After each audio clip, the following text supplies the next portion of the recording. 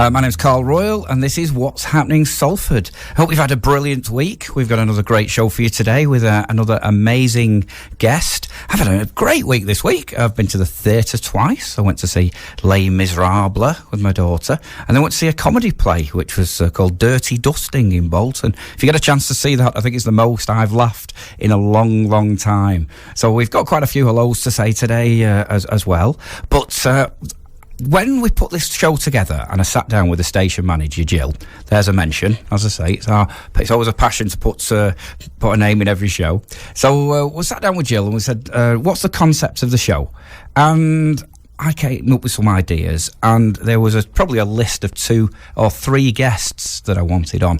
And today we've got one of those who are in the top of my list, because they've got such a good news story to tell about one of our schools in Salford.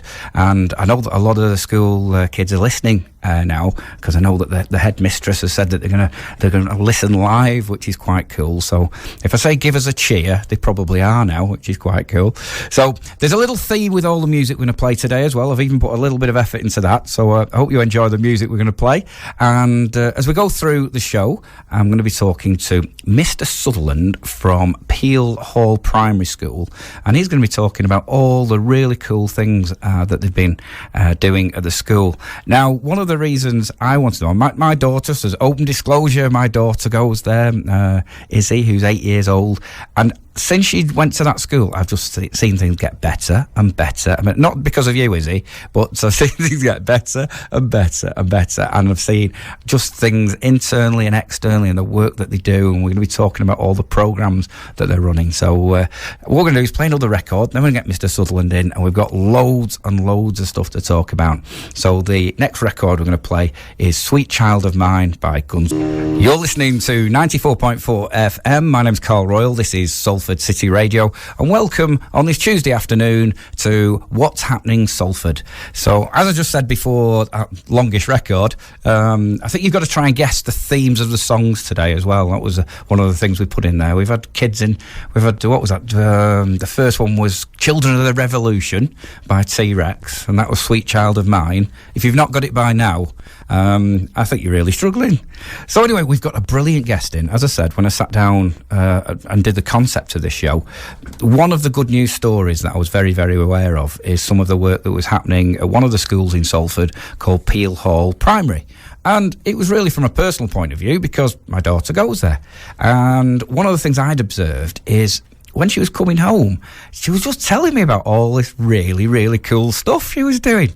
And then we'd go into meetings, and like they'd be doing things with choirs, and then we'd find out she was doing stuff with sports clubs, and I was like, this is more, even though it's my daughter going to the school, I've quite a lot of contacts in education, and I thought, this is a little bit special, really. So I had a word with the headmistress and said, is this unusual? And she went, yes, we're brilliant, we're wonderful. And so I thought, do you know what? I want somebody to come on the show and talk about. So I'm really pleased to have Mr Sutherland, who is our very special guest, who is in charge of all the sports. And so welcome to the show, Mr Sutherland. Good afternoon, Carl. I'm calling you Mr Sutherland because I know all the kids are listening, aren't they? Yeah. So if you want to just pull the mic around a little bit so we can hear you, that'd be good. And then, because I'm aware that you've put so much work, how long have you worked at Peel Hall? I've been there about 7 years. 7 years? Yeah, and it's been a journey. It has been a journey. It's been that thing. Lots of changes in that time. Well, that's okay. That's when you arrived at Peel Hall, because you don't want to kid everybody. People who are listening to this, I know we're going to do a really good piece now on the school, and other people go, well, our schools are great as well, and we do loads at our school. Yeah. But the reason I think this is such a good news story is maybe 7 years ago there wasn't the things in place that there are now. Would that be fair to say? Yeah, I think that the school has definitely evolved over that 7 years. I think one of the big reasons for that is because we've gone from a 1-form entry school to a 2-form entry school, and we're nearly full. And I think that's down to the results and the reputation of the school and the kind of opportunities we're trying to give the children, I think. Yeah, I mean, I can only speak as I see. and really my experience is, I mean, my daughter's in year 4, isn't she? Right, yeah. You were going to put that in for me, as I really struggled. Yeah. I can't get used to these numbers. Yeah. Even it's like number 3 and I still can't get used to these numbers. So is that like 3rd year juniors or something like that? It's infants. So 2nd year juniors it was when I was at school. Yeah. Okay, so she comes home with a smile on her face every day, and it's because she tells me about all this wonderful stuff that they do.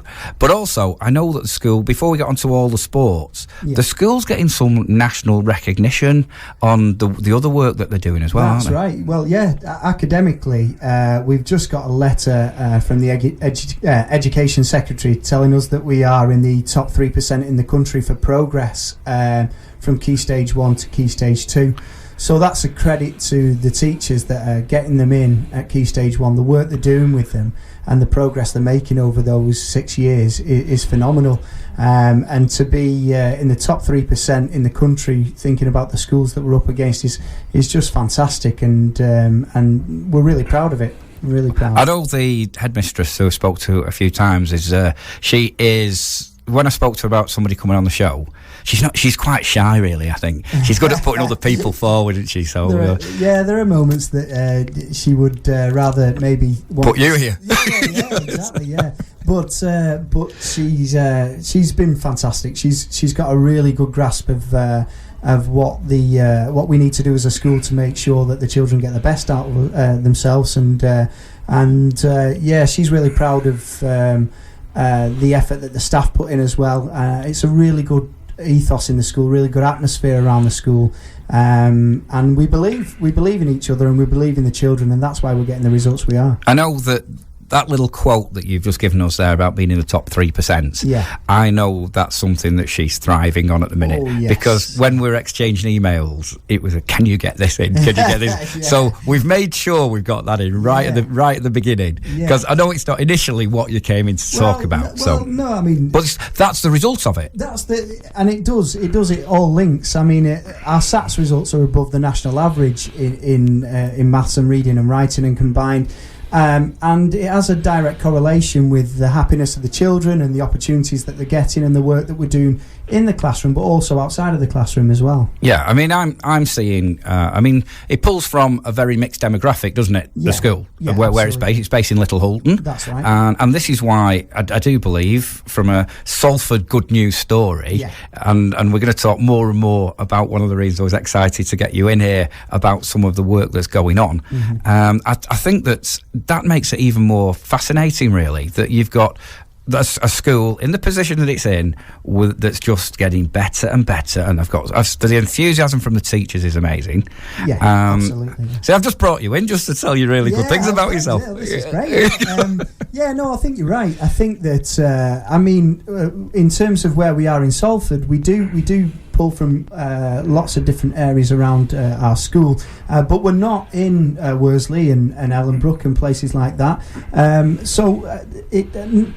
What we are very conscious of is not making that an excuse, and making sure that the children understand that they're on a level playing field with anyone. They can achieve whatever they can achieve. They can be successful just by focusing in school and taking the opportunities that are given to them and making the most of them. And they do that absolutely throughout the school. Well, I think that's a good foundation of what we're going to talk about. When we come back after we're playing a record, I want us to have a chat about some of the programmes that you've got running, and especially some of the extracurricular stuff, which is the thing that I'm quite excited about. And just, again, from a personal experience, it's great to be able to say, this isn't a guest coming in and just having a chat and telling us how great they are. I could just keep nodding my head and going, yeah, they do that. Yeah, they do that. Yeah, they do that as well. So he's passing that on to you. Every night, yeah. So we're going to play another record. This is Kim Wilde with Kids in America. So I'm sure we're going to have a shout out to all the kids on. Is it right that they're listening? Yeah, I believe some of them are going to have it on Listen Live, and no doubt they'll be taking the mickey out of me when I get back to school. There's nothing wrong with that. If all the teachers you can take the mickey out of, the PE teacher's the one that you've got to go for. Yeah. Oh, sorry, head of sports. Are we going head of sport off? Yeah, well, why not? Let's do that. I'll take that. Have I just give you a promotion? Yeah, you have. Yeah, that's fine. I want the pay rise as well. I don't think that's happening, is it? No, probably not. So we've touched on sport there very quickly. See what I did? Segued in. Very, very good. Very subtle, but not. Now, one of my experiences of where I've seen the school change, or especially over the years, I've seen a lot of other schools where you feel as if, and then I mean this in the nicest possible way, teachers do their working day, and then sort of what was going on after school seemed to go down for a period. And that's just my observation, and I think that sometimes education is getting a bit of a bad press anyway in some areas, but that's not my experience with Peel Hall at all. No. In fact, there doesn't seem to be enough hours in the day to fit in everything that you try to. You have got a programme of sports and after-school activities which does try and cater for pretty much everybody, doesn't it? Yeah, that's right, yeah. So basically, a few years ago, Mrs Dunkley talked to me about the idea of putting sport at the forefront of the school ethos, and we decided that it was going to take a whole school buy-in, and I cannot praise the staff enough. The amount of extra hours, all voluntary, none of it paid, where the teachers, when they've got 60, 90 books to mark at the end of the day, will say, do you know what, I'll put them aside for an hour in the kids' interest to make sure that the children get an opportunity to do an after-school club. And we have over 30 sports after-school clubs. Now, can we just stop you there? You've got 30. Yeah. So that might surprise some people who are listening. Yeah. And I know you're not exaggerating. No, absolutely not. Because, again, I'll talk about Izzy. She'll like that. Yeah. She said, Dad, I'm playing golf tonight. Dad, I'm playing cricket tonight. Dad, I'm doing gymnastics tonight. Yeah. It's not really the traditional school sports. No. Obviously, you still do football, but netball, there's so much. I think you were telling me before you've even got a Dungeons and Dragons club. Yeah, well, we do. So we've got all the sports club, and we do everything ranging from dodgeball club to table tennis, cross-country running, etc., golf. But there are clubs, there are some children that we need to make sure that they can access the clubs as well, and it might not be that they're directed towards sport. And we've got clubs for singing, for Dungeons and Dragons, for art, for computer coding or newsletter or maths. So there is something for everybody. So every single one of these children can access a club where they can say, you know what, I could take an interest in that. One of the things, am I right in thinking that you have to manage these? We didn't talk about this before, but what I've seen is the kids can't get on the clubs. Oh, it's you've got to manage that. Certain kids can only do certain things, and then if they go on a waiting list to do the next quarter and things like that. We're inundated with applications to get onto the different courses, but we can only fit. Well, I mean, we've got around 450 children in the school, and we can only fit 20 to 30 children on each of the clubs, and within a day these clubs are filled up because the children are so enthusiastic at getting the chance to do it. So it's not that we're putting on clubs that have got in dribs and drabs of children. We're putting on clubs that are full. Yeah. What I've seen is the kids always bring pieces of paper home, don't they, from school? Yeah, so I've got that piece of paper, but it'll be, I've got on gymnastics. Yeah. I've got on gymnastics, or I've got on the football, or I've got on the golf. Yeah. And cricket's the latest one. That's not done on site, is it? Yeah, we have links with outside organisations. So, for example, Jordan is our Lancashire cricket coach, and he comes in and does sessions with the children, and then he links them into his outside of his external clubs that he does with Lancashire, and we do the same with Salford Reds in the rugby league. So we've got a number of clubs that we link to, and the children get a chance to do it inside a school, but we're also trying to make a pathway into the community and making sure that they're still getting a chance to do it outside. Yeah, I mean, I know that they run that at Harrop Fold at the moment, don't they, on a Monday night? Yeah. And they they went and did a weekend competition a few weeks ago, the kids who'd not been playing cricket long. Yeah. And what I thought was great, I think we just had a little chat about this, is the going back a few years, my observation at schools were that any sport, everybody had to win. If you didn't matter where you came, everybody got a medal. Everybody did. I'm going to say the wrong thing here, but you're a PE teacher, head of sports. You must have that thing in you that competition is good. Oh, absolutely, yeah. I think through competition, the children learn a lot of life skills. I think that whole idea of being able to be graceful when winning and accept defeat in a way that that they can use, that's going to be a life skill in the future. We like the competitive factor. Trust me, they're waiting at the door when I come back with a team to say, where do we come, and things like that. Yeah. And it's great. It's great to give every child an opportunity to get a competitive event under their belt. But also, we've won the golf, we've won the cricket, we've represented at the Greater Manchester School Games, we've won at football tournaments, and to be quite honest with you, that buzz that they get from that, it does reverberate around the school, and the other children get that confidence to say, you know what, I can do this. But you are, as a school as well, you're making sure the kids are competing against other schools. Yeah. So we had Duncan Mason in as a guest a few weeks ago from Salford Harrier Juniors. Yes. And his wife Jackie organises information you probably didn't know I'd have. So she organises the school's cross countries. Yeah, and we attend that. Yeah. And you were in that this year, and what's great is not all schools go in for that. No. Now those kids all turned up on freezing cold days and ran hard, and it was just great to see that happening. Yeah. And because I know that certain other schools that I've been involved with didn't always put kids forward. Yeah, no, I've been in schools that the children aren't given those competitive opportunities, but just an example of it, of where the kind of commitment we make to it, is that we've bought 2 school minibuses to make sure that we can attend these events, so that's never going to be a problem. And the children get out all over the city. They get all over Salford. They're into Manchester. We're competing at the AJ Bell Stadium, or we're competing at Sports City down in Manchester.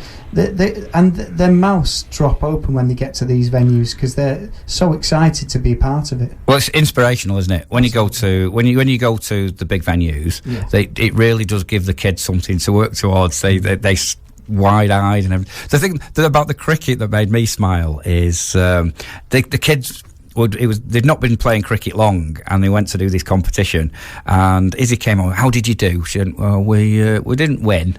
And you go, but we beat Yorkshire.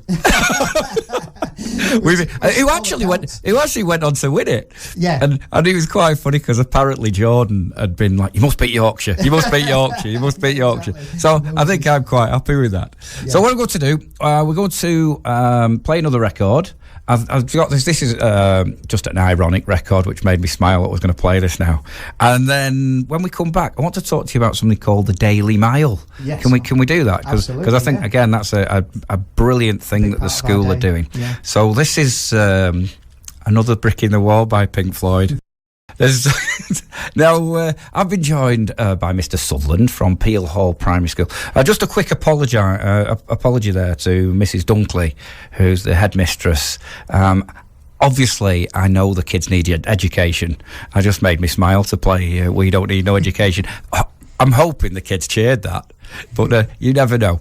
So one of the things that my daughter gets quite enthusiastic about, she's getting a lot of mentions, isn't she? It's like the Izzy show. Yeah. She's told me about this thing that you do, and I sort of likened it to maybe I've seen on the TV at foreign schools where they'll be doing Tai Chi during the break and stuff. Yeah. But you do something called the Daily Mile.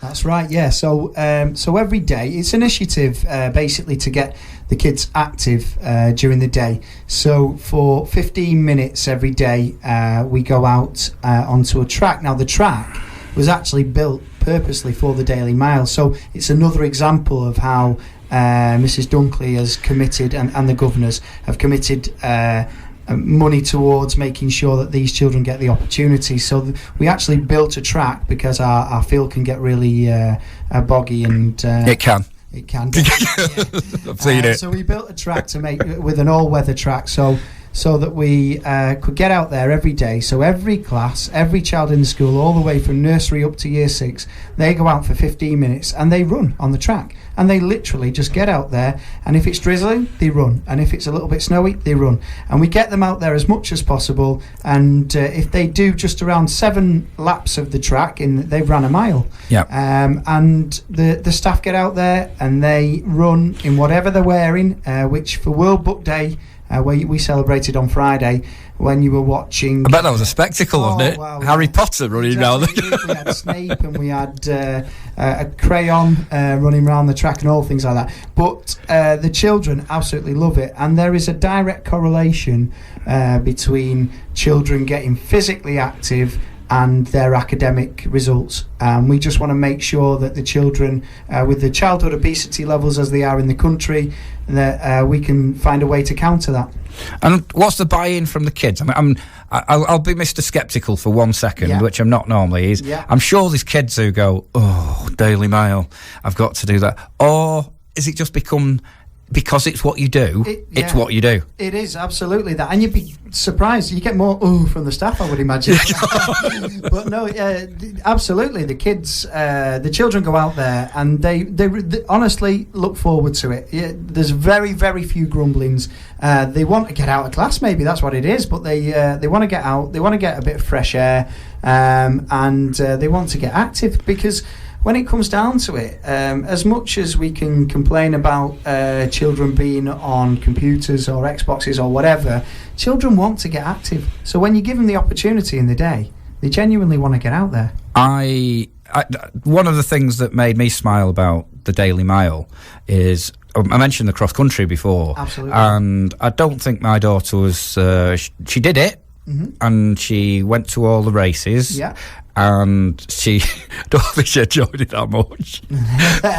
But if you ever don't do the Daily Mail, it's as if it's an affront. Yeah, it's like we didn't do the Daily Mail today. We didn't do it, and you feel like ringing into the school, going, "Why didn't you do the Daily Mail today?" Absolutely. And if the weather's atrocious like it's been this morning, and we can't get out there, we will get minded by the children on the hour. When are we going out? When are we going out? Because like you said, it's become part of their day.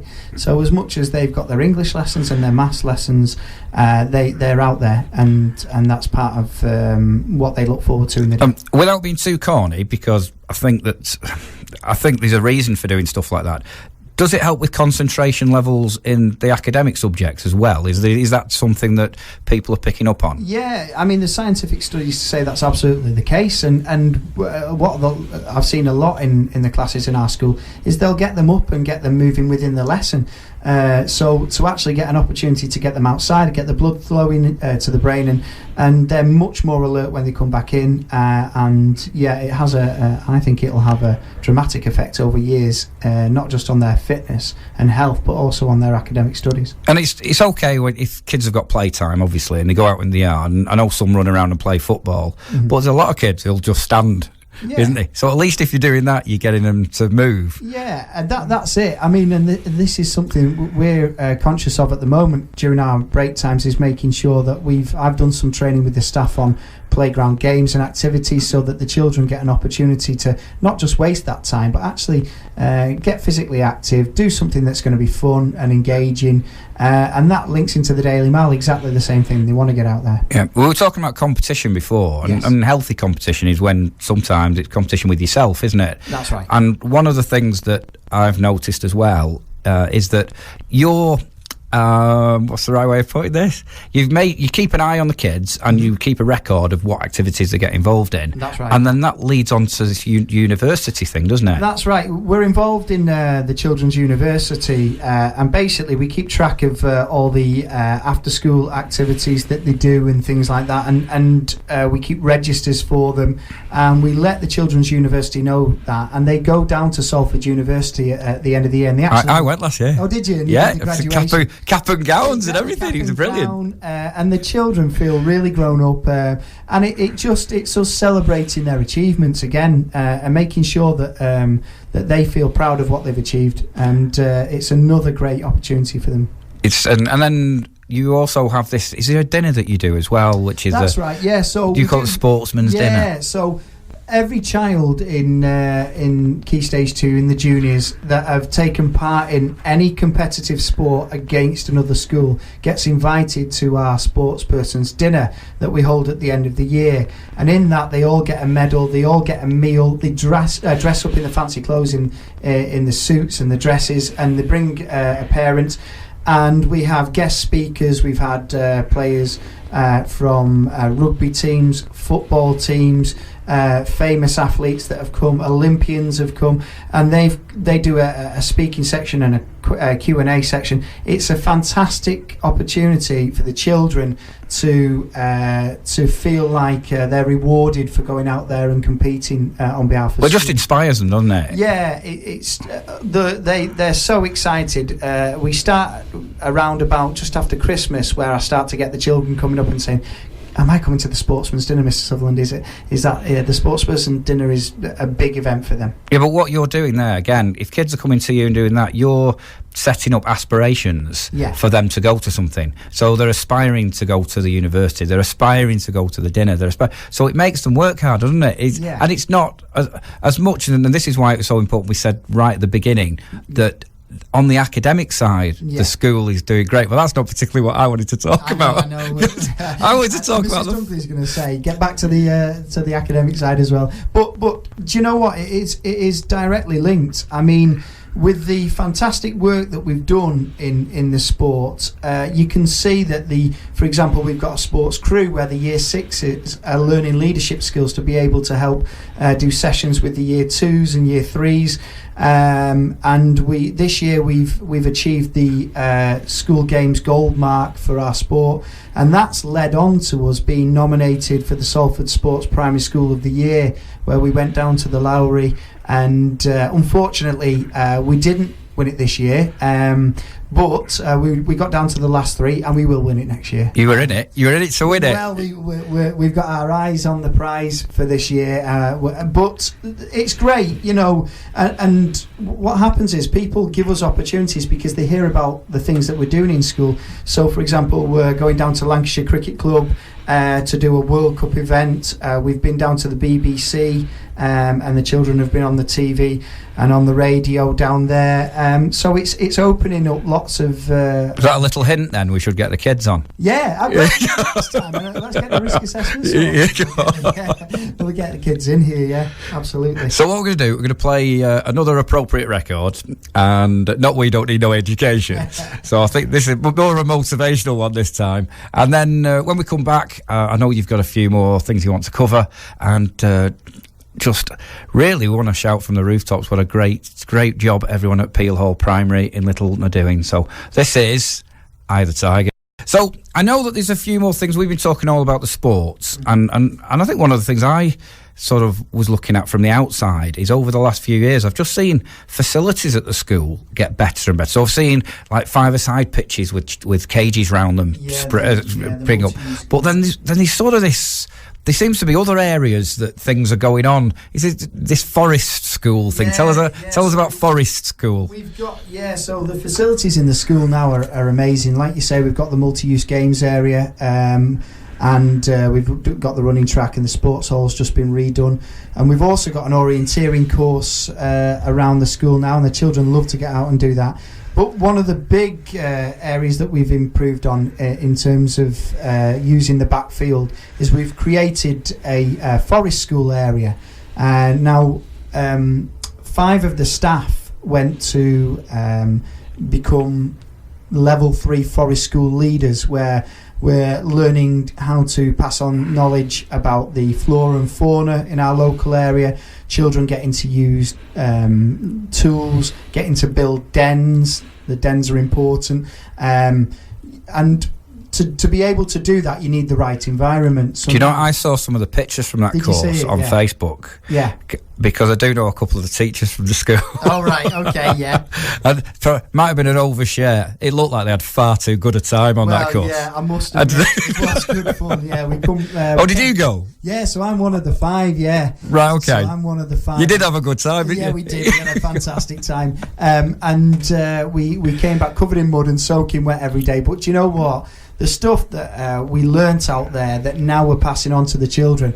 The children absolutely love to go out there and make things and get the saw out or do some whittling with the knife saw. You let the kids near knives and saws. Honestly, you don't protect them from. We make fires. Did you feel sarcasm in my voice there? No, we do. Honestly, you make fires. We make fires, and the children are so respectful, and it's so funny because some of the adults out there would step into the fire circle where we sit, and the children will pull them up now and say, "You're not allowed to walk across the fire circle. Did you know that, sir?" And I'll be like, "Oh, yeah." Awesome. Yeah. So the children love doing the forest school. They get loads out of it, and again, it's another thing where children have. Every child has different set of skills, and they're stronger in certain areas than others. And maybe they might not be the most academic, but I tell you what, some of them thrive out there. They're like the next Bear Grylls. They're amazing. You've got a school full of Bear Grylls. Not so much the staff, more the children. Yeah. I just imagining that now. They're all going feral in the. One of the first things that we do out there is we teach them to embrace the mud, embrace the dirt and the mud and. You don't have to teach kids to embrace mud. Trust me. You'd be surprised how many of them didn't want to get their hands dirty. And I'm like, right, wipe this mud on your face, right, and all this kind of stuff, and they absolutely love it now. They do. Awesome. So from that and the facilities, I mean. Obviously, the school's just on and up and up and up, isn't it? It is, yeah. And we're dipping into other areas. We've got links with our local community, with the church. Do you do much on the music side? So the music, we've actually got a really good link at the moment with the Cheetham School of Music in Manchester. Oh, right, I didn't know that. They come in and they teach the children lots about music, lots about playing instruments, and then that culminates at the end of their sessions with a trip out for the children to go to the Cheetham's, to Stoller Hall, which Cheetham's use for their events, and the children really look forward to having someone in. And again, it's another area where children might excel. You know, There are certain children that whether they're academic or sporty or whatever, but that might be an area where they just say, you know, that's my favourite subject of the week. I think this has been really good fun. And you know what, the picture I've got in my mind at the moment is all the kids in the hall. I know they're probably not in the hall, but I know you said they were going to be listening. We'll play it back. So I know we're going to play it back for them anyway. Yeah. So what we're going to do, I've pulled out a record which I think sums up all the kids at the school. Yeah. And I hope they get why it's appropriate. So thank you so much for coming on the show. Thanks for having us. You've been absolutely brilliant. I've learnt so much more about what. So I'll tell you. I'll give Izzy a little bit of leeway nowadays, but I don't think she needs to embrace the mud anymore. Is that all right? So thanks again for coming on. This has been What's Happening Salford. I'll see you next week, and this is We Are the Champions by Queen.